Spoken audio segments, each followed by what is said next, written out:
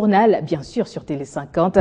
Bienvenue à tous. L'actualité reste marquée par le Conseil supérieur de la défense qui a pris de nouvelles mesures sécuritaires lors de l'évaluation de la situation sécuritaire à Béni après les tueries des civils par les rebelles ougandais de l'ADF. C'était au cours d'une réunion extraordinaire tenue lundi sous la présidence du chef de l'État, Joseph Kabila.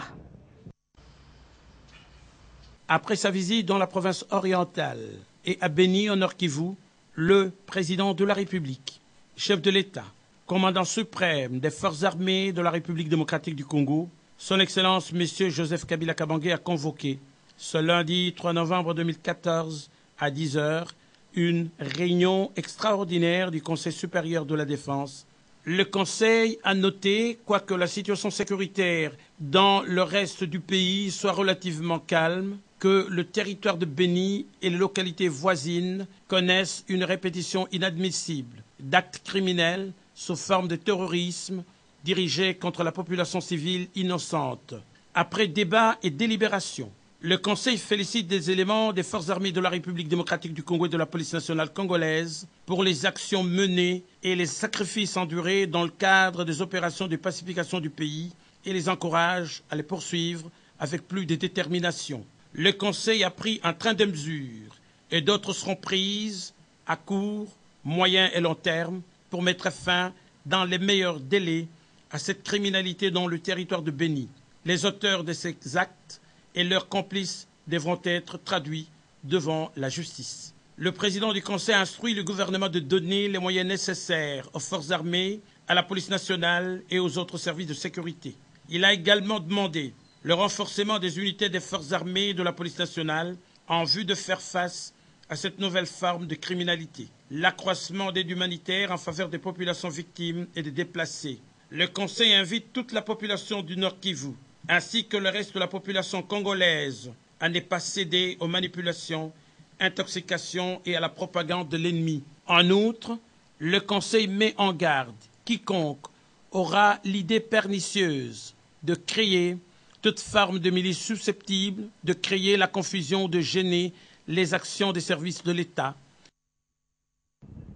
Et dans le même registre, sachez que les habitants de la ville de Béni sont appelés à rester chez eux à partir de 18h30, heure locale. Cette mesure a été prise par le comité urbain de sécurité de Béni, élargi au commandement de la 3e zone de défense et celui de l'opération Sokola 1 est entré en vigueur lundi. Objectif, renforcer la sécurité sur toute la ville qui fait face aux tueries à répétition et mettre tous les ennemis de la population hors d'état de nuire. Et retenez que le même lundi, les FARDC ont fait face à un groupe d'hommes armés dans la périphérie de Béni, vers le nord-est de la ville.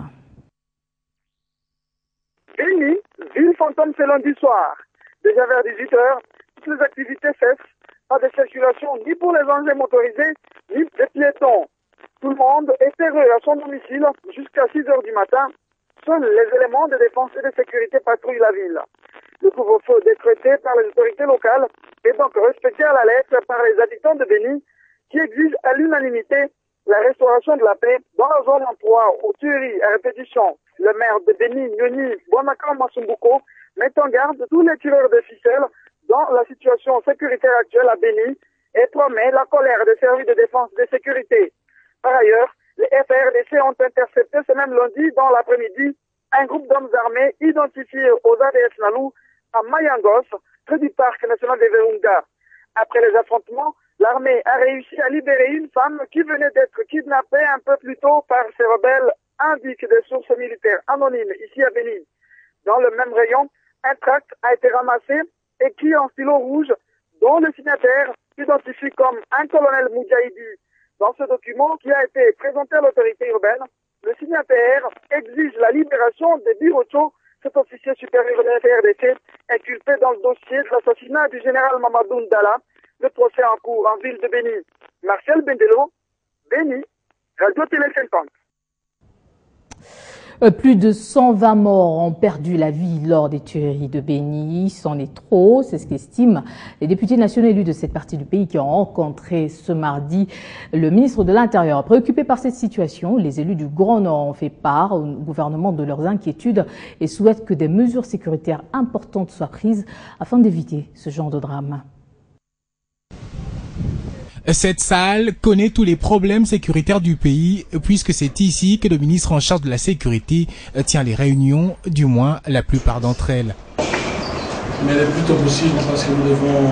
Ce mardi, un autre problème est sur la table, la situation sécuritaire à Béni qui préoccupe les élus du Grand Nord. La situation qui se vit à Béni, même Butembo, Lubero, bref le Grand Nord, Oicha, Ringeti, la situation jusqu'à Kamango, la situation est très grave. Au stade actuel, ce n'est plus vraiment un problème puisque sur place, tout est rentré dans l'ordre. Après le passage sur place du chef de l'État, même si on a enregistré encore des morts, les services de sécurité, la police et l'armée sont à la traque des rebelles ougandais de l'ADF, auteurs de ces tueries qui ont fait plus de 120 victimes. Déjà plusieurs d'entre eux ont été arrêtés et les opérations de la traque se poursuivent. Depuis la capitale congolaise Kinshasa, les députés nationaux, eux, veulent voir les résultats et attendent du gouvernement des mesures sécuritaires définitives pouvant ramener la paix totale. Nous attendons voir l'exécution de tout ce que nous avons convenu, voir comment ça va aller. Et nous avons vu qu'en tout cas, il y a de bonnes dispositions quant à ça. L'entretien a duré plus ou moins 3 heures et les échanges ont été fructueux. Quittant le cabinet du ministre de l'Intérieur, ils ont annoncé une nouvelle descente sur place pour à leur tour réconforter la population. Dans l'actualité également, c'est la reprise des audiences du procès Mamadou Ndala dans la tribune du stade 8 mars à Béni. Lundi, un nouveau prévenu a comparu devant la cour. Il s'agit d'un élément ADF qui a donné des nouvelles révélations. Dans l'assassinat de Mamadou Ndala, il a confirmé qu'une somme de 26 000 $ américains aurait été versée au colonel Birocho des FARDC pour la réussite de l'assassinat. Encore des témoignages très accablants en charge du lieutenant-colonel Nzanzu Birocho dans le procès Mamadou Ndala qui se tient à Béni. Un prévenu présenté comme l'un des cadres de la rébellion ougandaise de l'ADF a déclaré que le lieutenant-colonel Birocho aurait reçu un montant évalué à 26 000 $ américains à contrepartie de l'assassinat de feu le général Mamadou Ndala. Selon cet élément ADF, Birocho était en contact permanent avec les assaillants qui avaient abattu Mamadou Ndala. C'est bien lui qui avait même communiqué aux assaillants le mouvement de la victime lorsque son convoi quittait la ville de Béni. Ce prévenu a même décrit le positionnement des assaillants au lieu du drame. Selon lui, 3 éléments avaient barricadé la route vers le nord, menant à Oicha, 3 autres vers le sud, menant à Béni. Et 7 avaient directement attaqué la cible de Mamadou Ndala. Malgré ce nouveau témoignage démontrant le degré de l'implication du colonel Birocho dans l'assassinat de le général Ndala, l'incriminé a plaidé non coupable avant d'être tué par le suspect qui a à le temps. Les autres sont partis avec à la barre des nouveaux renseignements. Marchette Vélo, Béni, Radio Télé 50. Autre chose à présent, sachez que le ministre des Affaires étrangères, Raymond Tshibanda, a signé lundi le livre des condoléances à la résidence de l'ambassadeur de Zambie. C'est suite au décès à Londres du président zambien Michael Chilufya-Sata le 20 octobre dernier. Au nom du peuple congolais et de son gouvernement, la République démocratique du Congo présente au peuple zambien, à son gouvernement ainsi qu'à la famille de l'illustre disparu les condoléances les plus attristées. Voilà les mots du ministre des Affaires étrangères Raymond Tshibanda dans le livre des condoléances ouvert à la résidence de l'ambassadeur de Zambie en RDC, Fidelis Mulenga Kapoka. Il était 16h30 lorsque le chef de la diplomatie congolaise est arrivé à la résidence du diplomate zambien dans la commune de la Gombe. La Zambie pleure son président Michael Chilufya-Sata, décédé à Londres en Angleterre le 28 octobre dernier à l'âge de 77 ans.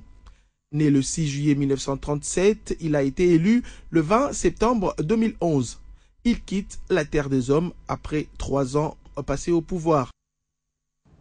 Et puis, tous les réfugiés rwandais vivant en RDC seront soumis à un recensement biométrique. C'est ce qu'a déclaré le vice-gouverneur du Katanga, qui a représenté l'RDC à la 65e session du programme de haut-commissaire. C'est lors de la restitution. Le recensement biométrique sera organisé incessamment au profit des réfugiés rwandais vivant en République démocratique du Congo. Dans son exposé, le vice-gouverneur du Katanga a fait la restitution des travaux de la 65e session de l'ESCOM, comité exécutif du programme du haut-commissaire, session organisée à Genève en Suisse, à laquelle le vice-gouverneur a représenté le pays.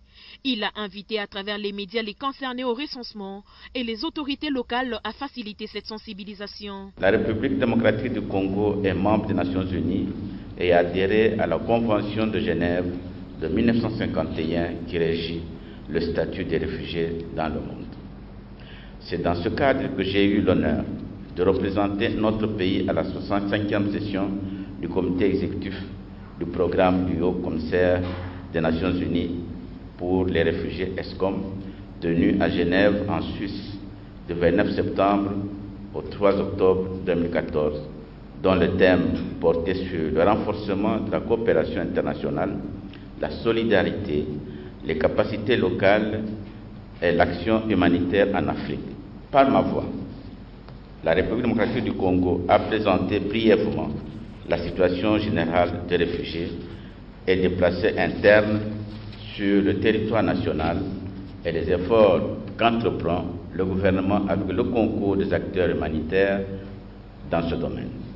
Accompagnant le numéro 2 du Katanga, la secrétaire permanente à la Commission nationale des réfugiés a évoqué l'aspect technique de l'opération. C'est tout un projet qui va tourner autour de la sensibilisation, de la cartographie, de l'identification, de l'achat des machines.